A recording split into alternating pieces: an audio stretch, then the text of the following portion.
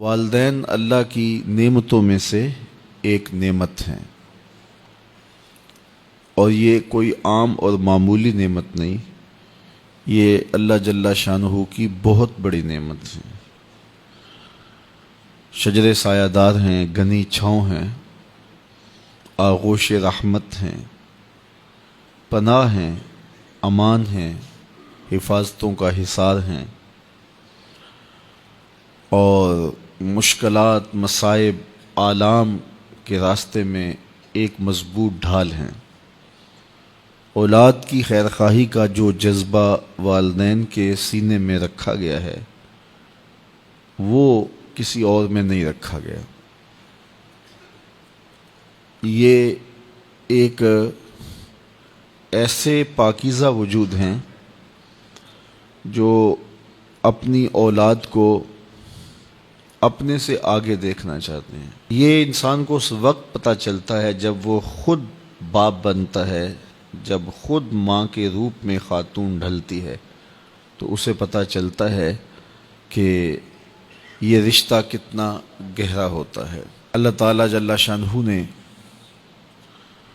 والدین کی صورت میں جو یہ رحمت رکھی ہے، اولاد کو تلقین کی کہ ان کی تکریم کریں، ان کی عزت کریں، ان کے سایہ عاطفت میں آپ رہتے ہیں تو اس صاحبان کی قدر کریں۔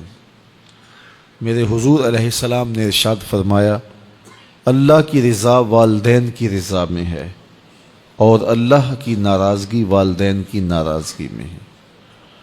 اگر کوئی شخص اپنے والدین کو راضی رکھ لیتا ہے تو پھر اسے اللہ کی رضا نصیب ہوتی ہے، اور والدین اگر ناراض ہوں تو پھر رضا الہی بھی نصیب نہیں ہوتی، الا یہ کہ والدین کسی ایسی چیز کا حکم دیں جو اللہ کی نافرمانی پر مشتمل ہو، تو پھر ان کی بات نہیں مانی جائے گی، ورنہ ماں باپ کی ہر بات کو تسلیم کیا جائے گا اور اولاد اس کو ماننے میں، اپنانے میں، اختیار کرنے میں ہی عزت پائے گی۔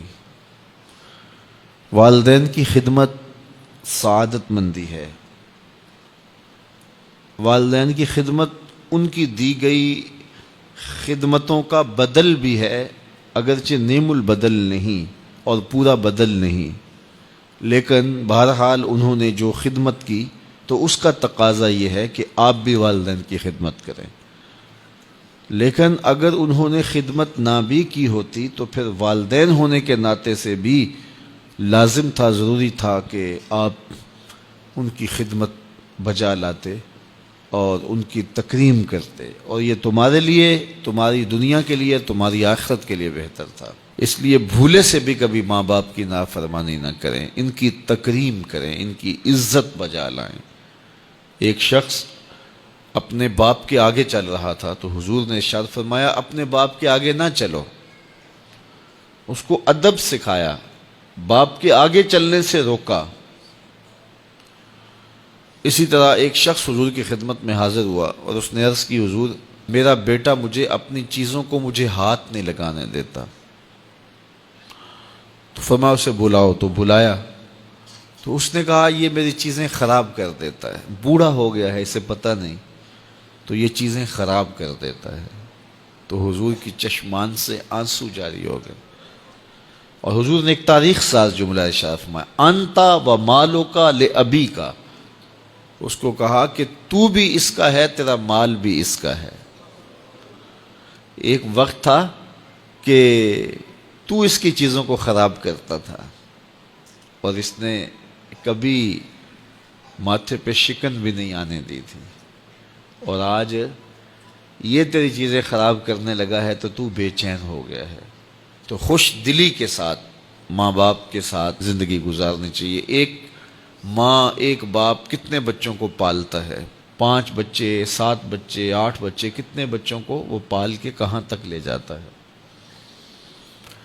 اور پھر جب ماں باپ بوڑھے ہو جاتے ہیں تو 7-8 بچے جن کو پال کے پروان چڑھایا تھا، جوان کیا تھا، اب ان کے لیے اگر وہ ماں باپ بوجھ بن جائیں کہ یہ کس کے ہاں ٹھہریں، تو پھر انہیں اپنے ماضی کی طرف غور کرنا چاہیے، اور اس بات پہ بھی غور کرنا چاہیے کہ کل انہوں نے بھی بوڑھے ہونا ہے، زندگی رہی تو یہ ادھار پھر انہیں بھی چکانا پڑے گا۔